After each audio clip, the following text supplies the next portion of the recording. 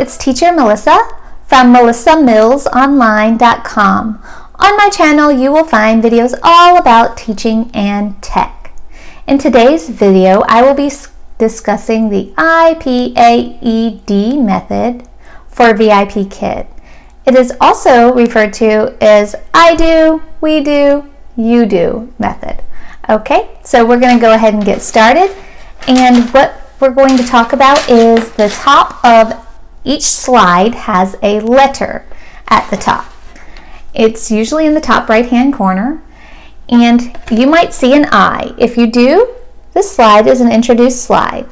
If you see a P, it's a practice slide.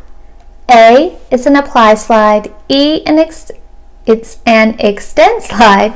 And D, it's a demonstrate slide. We're going to go over the different slide types and what they mean. Let's start with the introduce slide. This is also referred to as I do. I, as the teacher, am doing the majority of the work. I have two goals on this slide. My goal is to introduce a new concept, and my second goal is to get the student to repeat. So, I might be teaching the word ball. I would say ball. Ball. I need the student to repeat that at least 2 times to get credit on a mock. Okay, next I'm going to extend that word into a sentence. So I started with the word, we did it 2 times, now I'm going to do a sentence and I will want the student to repeat 2 times. It is a ball. It is a ball. Okay, so check on that. That was the I do slide, introduce. I stated the word, the student repeated 2 times. I stated the sentence, the student repeated 2 times. That is the requirements for passing your mock. My personal style is I do the word 3 times and the sentence twice. We're going to move on to the next type of slide you might see. It is called the practice slide.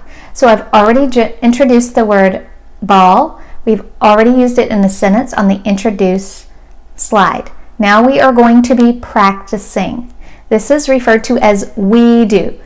I'm doing some of the work and the student's doing some of the work if the student needs me to do some of the work. Some students are going to be independent and some students are going to need more help. This is where you need to gauge your student and see how much support they will need. One thing I can do on a practice slide is look in the teacher tips, depends on which slide you're working on, but I can ask a question.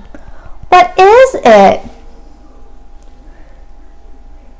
I'm hoping the student's going to say it is a ball because we just introduced that on the previous slide. If the student cannot, then I'm going to remind them. I would say ball. It is a ball. Okay? After I've retaught them, I would ask them again, what is it? It is a ball. Good. So on that slide, we did practice. If the student struggled, I retaught it, and then I tried to give them some independence by re-asking the question and making sure that they got what I had said. The next type of slide that you might see is an apply slide. On the apply slide, it's also referred to as you do. My goal is for the student to be as independent as possible. Make sure if you are doing your mock class that you are not just having the student repeat on these types of slides. The student needs to do the work as independently as they can. You want to make sure that they learned it on the introduce slide, they practiced it on the practice slide, on the apply slide. They shouldn't need as much support. Of course, if they do need that much support, you will have to provide it to them. But your goal is for them to be independent on the apply slide. The next type of slide that you might see is an extend slide. On the extend slides, this is where you want the student to review what they've already learned, teach them a new word, and elicit some conversation from the student. So, for example, if this was a picture of this on the slide, I might say, What is it? It is a ball. So we've reviewed that from the lesson. And I say, good, basketball. It is a basketball. Then I might ask them, what is it? And hopefully they can say, it is a basketball. Great. Let's pretend there are a couple of these on the slide. I could say, how many basketballs do you see? And they could count them, and then they could answer me in a complete sentence. I could also ask, what color is it?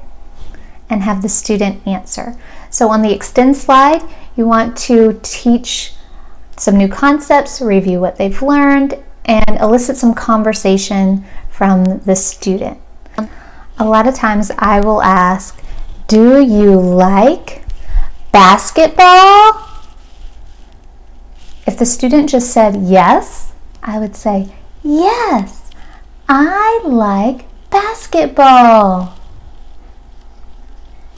To try and extend to get that full sentence out of the student. The last type of slide is a demonstrate slide, and these appear in unit assessments, so halfway through the lesson and at the end of the lesson.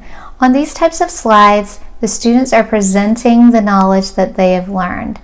They often, in the very last lesson, they are going to bring a project to class, and they are supposed to be telling you information about their project. So it's definitely a you-do slide, and you want to support them as much as needed. So you might need to do things like help correct their pronunciation of words. I hope this video gave you an overview of the IPAED method, and I hope you use it to help you teach your classes. If you need a mentor you haven't even gotten started at, please look in the description box for my referral links and codes. Don't forget to like and subscribe, and thank you for watching.